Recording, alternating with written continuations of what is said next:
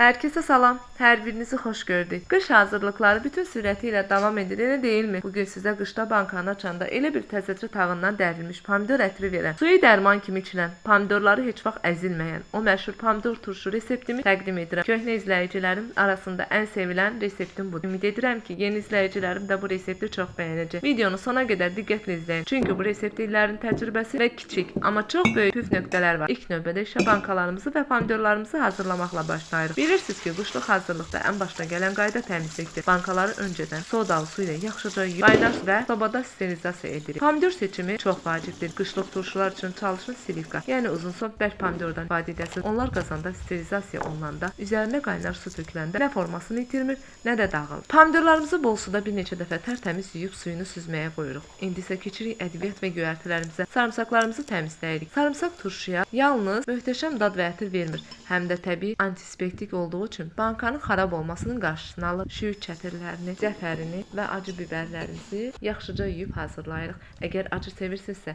bibərin miqdarını biraz da artıra bilərsiniz. Bunu sizin zövqünüzə buraxıram. İndi isə keçirik ən maraqlı hissəyə. Bankaların doldurulmasına. Hər bankanın dibinə öncə bir neçə diş sarımsaq, 1-2 ədəd dəfnə yarpağı, dənəvər qara istiot və bolca şüyüd çətiri yerləşdiririk. Dəfnə yarpağı turşuya xüsusi bir sərinlik və ləzzət qatır. Ardınca pomidorları bankaya sıxsın, amma çox da əzmədən düzməyə başlayırıq. İri pomidorları dibə, daha xırda olanları isə yuxarıya doğru yerləşdirsəniz, bankada boşluq qalmır. Aralara yenə 1-2 diş sarımsaq və istəyə görə acı biber dilimləri atırıq. Görürsünüz necə rəngarəng və iştah açan görünüş alınır. Bankalarımızı tam doldurduqdan sonra üzərinə duzunu əlavə edirik. Qışlıq hazırlıqlarda mütləq və mütləq iri xörək duzundan, yəni daş duzdan istifadə edin. İyonlaşdırılmış xırda duzlar pomidoru yumşaldır və turşunu xarab edə bilər. Əgər pomidorunuzun turşuluğu çoxdursa, o zaman 1 çay qaşığı şəkər tozu istifadə edə bilərsiniz ki, turşuluğun balanslasın və dadı daha yumşaq olsun. İndi isə üzərinə qaynar su əlavə edirik. Suyu birdən-birə deyil, yavaş-yavaş bankanın mərkəzinə tökün ki, şüşə temperatura alışsın və çatlamasın. Gördüyünüz kimi, mən 4 bankaya eyni anda su tökürəm ki,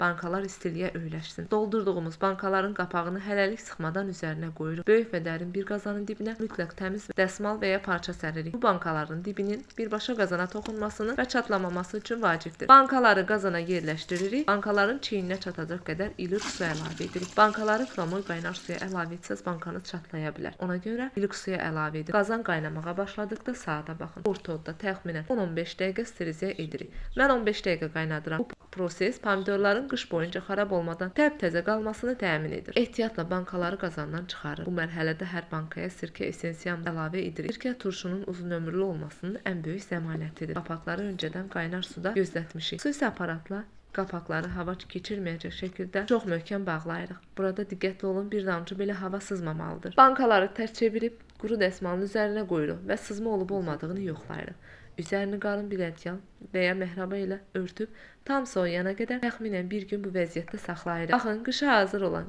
gözəl pomidor turşularımız hazırdır. Bütün püf nöqtələri ilə hansı pomidor növü seçilməlidir, necə bərk qalmalıdır, necə təzə qalmalıdır sizinlə bölüşdüm. Əminəm ki, bu reseptlə hazırlasanız qışda süfrələrinizin baş tacı olacaq. Resepti bəyəndinizsə, videoya bəyənmə qoymağı, kanalıma abunə olmağı və fikirlərinizi rəy bölməsində yazmağı unutmayın. Yeni gələn izləyicilərim, hər birinizə təşəkkür edirəm. Kanala abunə olub bildirişləri aktiv edərək videoların davamını gətirə bilərsiniz. İzlədiyiniz üçün təşəkkür edirəm. Fikirlərinizi rəy bölməsində yazmağı unutmayın. Hələlik növbəti reseptlərdə görüşənədək.